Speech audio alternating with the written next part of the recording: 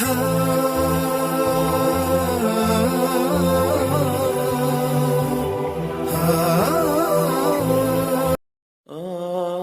بغوی رحمۃ اللہ علیہ نے اپنی سند کے ساتھ ایک حدیث نقل فرمائی ہے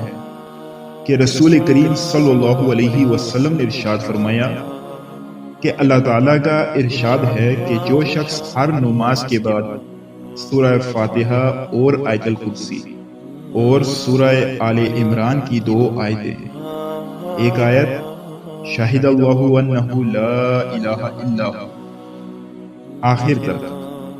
اور دوسری آیت قل اللہم مالک الملک سے بغیر حساب تک پڑھے تو میں اس کا ٹھکانہ جنت میں بنا دوں گا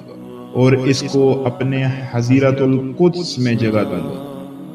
اور ہر روز اس کی طرف 70 مرتبہ نظر رحمت کروں گا